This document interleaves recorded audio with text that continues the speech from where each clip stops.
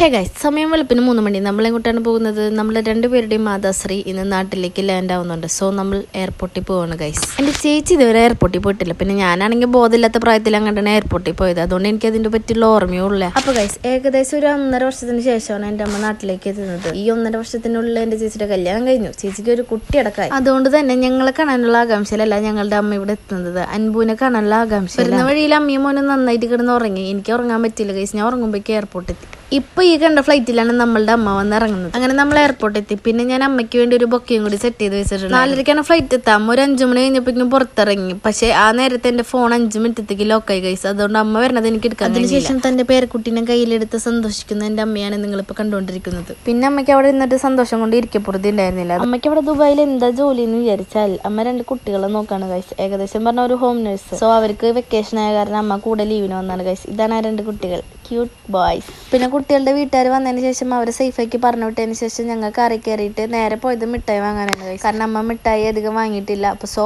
നമ്മൾ കുറച്ച് മിഠായി വാങ്ങാനായിട്ട് കയറി. അങ്ങനെ മിഠായിയൊക്കെ വാങ്ങിയതിന് ശേഷം ഞങ്ങൾ നേരെ വീട്ടിലേക്ക് വന്നു ഗൈസ്. ആക്ച്വലി ഞാനിത് ഫുൾ വീഡിയോ ഇടാമെന്നാണ് വിചാരിച്ചത്. പക്ഷേ ഫുൾ വീഡിയോ ഇടാൻ മാത്രമേ എനിക്ക് വീഡിയോസ് ഒന്നും കിട്ടിയില്ല. സോ ഞാനിത് ഷോർട്ടാക്കിയിട്ട് ഇടാന്ന് വിചാരിച്ചു. വീട്ടിലേക്ക് വന്നതിന് ശേഷം ചായ കുടിച്ചതിന് ശേഷം അമ്മയുടെ പെട്ടി പൊട്ടിക്കാനിരുന്നു. അങ്ങനെ പെട്ടി പൊട്ടിച്ച് ഇത്രയും സാധനങ്ങൾ അമ്മ കൊണ്ടുവന്നു. വളരെ കുറച്ച് സാധനം കൊണ്ടുവരുമെന്ന് പറഞ്ഞ ആളായിരുന്നു. അപ്പോൾ ഇന്നത്തെ ഇത്രയുള്ള ഗൈസിന് അടുത്ത വീഡിയോ വരുന്നത്. Tata bye bye.